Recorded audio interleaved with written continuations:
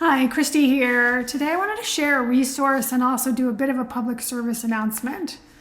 Those of you who have followed my journey have learned that I have osteoporosis, in part induced by the fact that I had undiagnosed celiac disease and I lost 20% of my bone density as a result. The small intestinal villi, I get cobblestone, can't grab calcium anymore, and then your body grabs it from your bones because it's going to get what it needs. So this book, Great Bones, Taking Control of Your Osteoporosis by Dr. Keith McCormick, is fantastic if you have osteoporosis. Now, it's a thick book and it's very detailed and very challenging. Before I talk about the book though, the PSA part is, if you're a woman, you have a 50% chance of getting osteoporosis in your lifetime.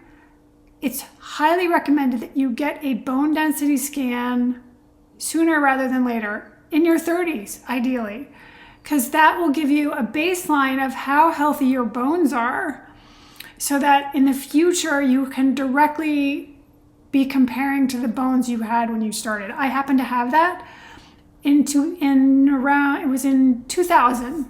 I went to a health fair at IBM at work and they scanned my ankle and they're like, oh, you probably have osteoporosis. And so I went and had a bone density scan. It was fine, but that gave me the baseline for 12 years later when I was diagnosed with celiac. I was able to directly compare my bones on the same DEXA machine, which is really important, to my bone density after undiagnosed celiac disease. So the PSA is get your bones scanned. Men, 20% chance of getting osteoporosis. Might not be a bad idea if you have family history or if you have high risk factors. My husband we did a DNA test, like a nutrigenomics it's called, and it was suggested that he may be at higher risk for osteoporosis. So anyway, this book, if you do have osteoporosis, is fantastic.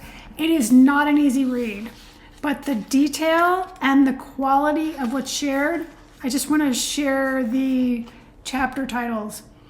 Shattering the Paradigm, Osteoporosis Treatment in Crisis.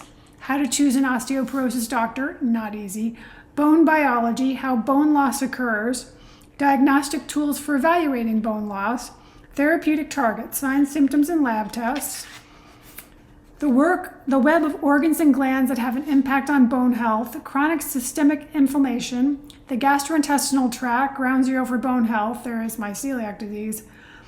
Causes for low bone density. Medical conditions linked to osteoporosis.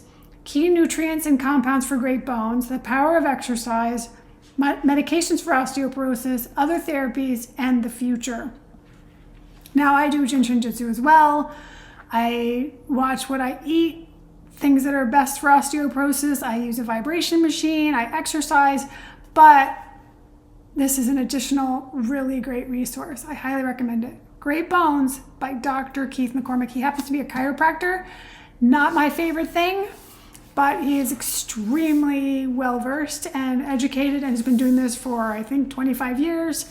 He himself was an Olympian that suffered many fractures before he discovered he had osteoporosis.